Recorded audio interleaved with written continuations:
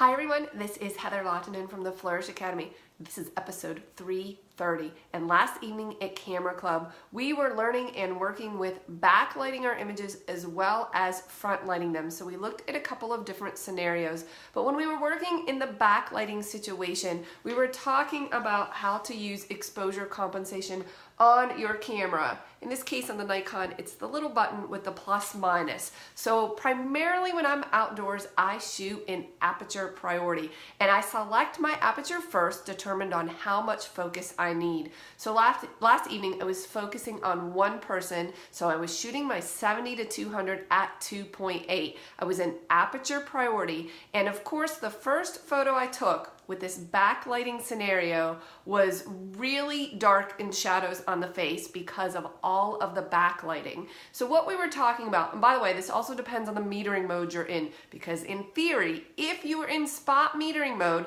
and you put the spot on the subject's face, then this would not occur. So really, I am referring to the other metering modes. I was in evaluative metering. When I take a photo that is backlit in evaluative metering, and that means that the sun is behind the subject and maybe illuminating their hair and or the background, the camera will always tend to underexpose the photo, the subject in the photo. And the reason is when it sees all of that bright light, it says to itself via an internal dialogue, whoa, it's really bright out here. I need to pull down the exposure of this image.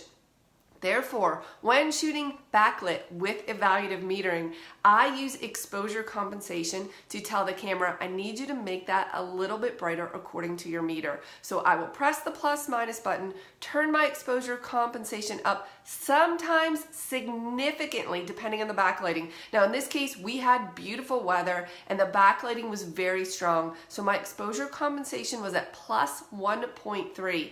And then I took the photo, looked at the image, and it was beautiful. So I continued shooting. So a variety of other people were doing this. This exposure compensation technique works in program mode, aperture priority, and shutter priority. Now it doesn't work in manual mode because you select all of the settings in manual mode. So that would not make sense. But something really interesting happened that I had not seen on a camera before. I have a friend that has a newer model of the Canon Rebel. I can't remember the exact model because there are 10 million of them. But she was in manual mode and she was using exposure compensation according to my instructions, not realizing that it does not work in manual mode. Now on the Nikon D750, if I'm in manual mode, which primarily I use when I'm indoors, and I try to use exposure compensation, it will bump the meter up or down, but it's not going to change the settings because I'm setting them, so that does not apply.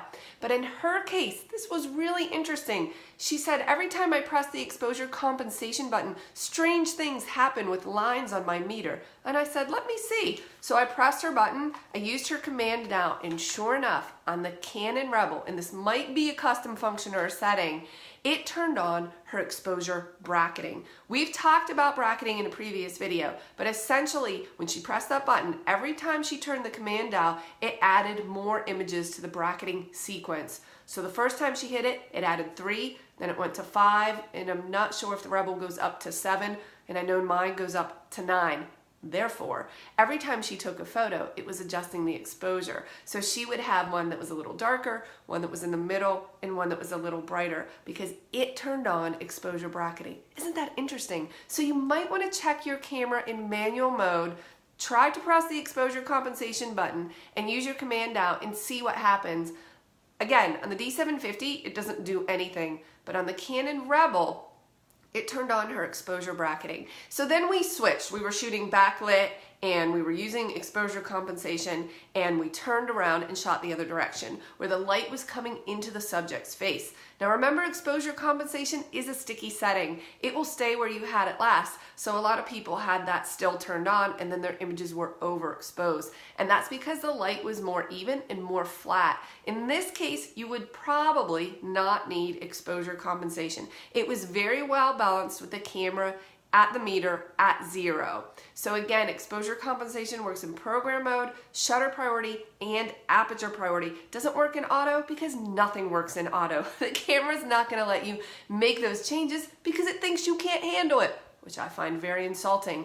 And again, in manual mode, exposure compensation doesn't make sense because you are adjusting the settings yourself. Could you please leave a comment and let me know, number one, what mode do you primarily shoot in and what mode are you interested in learning? I think all photographers should understand and at some point learn how to use manual mode, but I do not think that it's something you need to shoot in every day. It's really a personal preference and depends on your style. I'll see you in the next video.